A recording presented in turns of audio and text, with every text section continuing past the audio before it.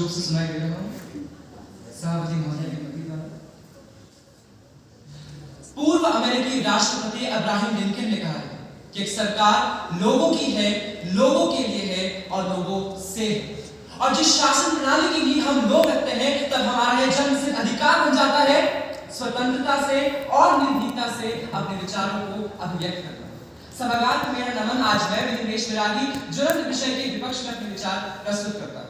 सर्वप्रथम मैं मुख्य शब्दों को परिभाषित करना चाहता हूँ। प्रजातंत्र अर्थात प्रजा का शासन, वह शासन प्रणाली जिसमें हम लोग अपनी इच्छा से अपने प्रतिनिधियों को चुनते हैं।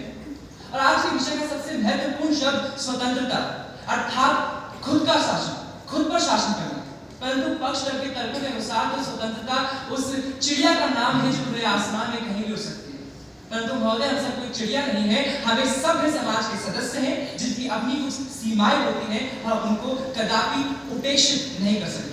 इसी कारणवश हमारा भारतीय संविधान निधि अनुच्छेद 19 में हमें अभिव्यक्ति की स्वतंत्रता प्रदान करता भी है, परंतु तभी भी वह यह कहता है कि कुछ परिस्थितियों के अनुसार वह इस पर कुछ समय के लिए प्रतिबंध भी लगा सकता है और दोनों ही परिस्थितियों में नागरिकों का हित छिपा है। इसीलिए लॉस्की ने स्वतंत्रता की परिभाषा में कहा कि आधुनिक सभ्यता में वे सामाजिक परिस्थितियां जो मनुष्य को सुख प्रदान करती हैं, केवल उन परिस्थितियों पर प्रतिबंध न लगाना ही स्वतंत्रता है।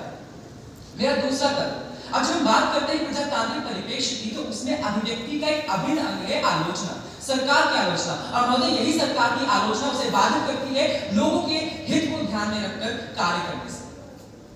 मेरा तीसरा तर्क, महोदय, समाज ने हमेशा अभिव्यक्ति की स्वतंत्रता का सदुपयोग किया है अन्याय के विरुद्ध आवाज उठाने के लिए, फिर चाहे वह निर्भया को न्याय दिलाने की बात हो या डॉक्टर रेड्डी को। और जब एक भी भ्रष्ट राजनेता मणिपुर मामले के बारे में अपने विचार अभिव्यक्त नहीं करना चाहता था, तो हमने सामाजिक मीडिया के माध्यम से बार बार आवाज उठाई अन्याय के विरुद्ध। और हम आवाज क्यों उठा पाए? क्योंकि हमें स्वतंत्रता दी अपनी आवाज उठाने की।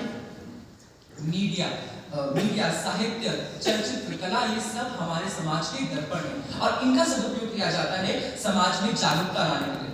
महोदय, अंग्रेज इस बात से भलीभांति परिचित थे और इसीलिए उन्होंने हमारी राष्ट्रवादी साहित्यिक रचनाओं और प्रेस मीडिया पर प्रतिबंध लगाया, क्योंकि वे जानते थे कि अभिव्यक्ति की स्वतंत्रता में इतनी शक्ति है कि वह पूरे राष्ट्र को एक साथ जोड़ सकती है। और यदि आज पक्ष दल के वक्ता इसी अभिव्यक्ति की स्वतंत्रता पर प्रतिबंध लगाना चाहते हैं, तो अपने श्रोताओं को यही कह सकता हूं कि हमें पुनः उन 200 सालों की यात्रा तय करनी पड़ेगी आज इस अमृतकाल तक पहुंचने के लिए। और महोदय, तब तक बहुत देर हो जाएगी और हम विश्व युद्ध बनने का सपना हमारा अधूरा रह जाएगा।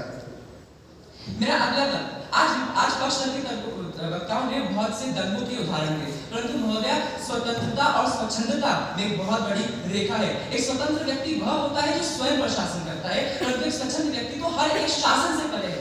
उसकी मानसिक स्थिति स्थिर नहीं होती कि वह सही और गलत के बीच में अंतर करके एक उचित निर्णय ले सके।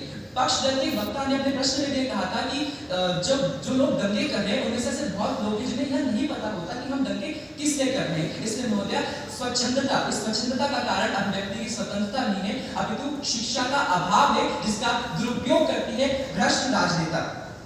मेरा अगला तर्क, जब हम बात करते हैं अभिव्यक्ति की, तो अभिव्यक्ति के साथ आती है उसके प्रति सहमति और असहमति। जैसे मैंने अपने प्रश्न में भी कहा था कि जहां वाद है वहां विवाद अवश्य ही होगा और ऐसे में किसी न किसी की भावनाओं को तो ठेस पहुंचेगी, परंतु इसका तात्पर्य यह नहीं है कि हमारी अभिव्यक्ति की स्वतंत्रता का दुरुपयोग हो रहा है।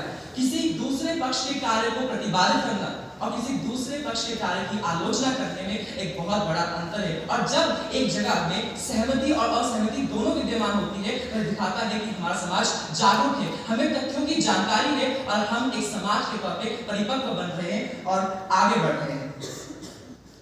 मैं यह कहना चाहूंगा कि जब दिया जाता है उदाहरण सीता माता के जिनपे अनेक लालच लगाए गए, तो महोदय, वह प्रजातांत्रिक परिप्रेक्ष्य की बात नहीं थी, वह एक राजतांत्रिक परिप्रेक्ष्य की बात थी। और उस समय प्रजा रूढ़िवादी सोच से ग्रस्त थी और जो प्रजा रूढ़िवादी सोच से ग्रस्त हो, तो महोदय, नहीं कह सकते कि अपने विचारों से स्वतंत्र है। अंत में मैं यही कहना चाहूंगा कि भगत सिंह इसलिए फांसी पे नहीं चढ़े, आजाद ने स्वयं में बंदूक इसलिए नहीं चलाई, रानी लक्ष्मीबाई ने अपने प्राण इसलिए न्यौछावर नहीं किए, बापू ने लाठी इसलिए नहीं उठाई कि आज हम आजाद भारत में रहकर भी आजादी से न बोल सके।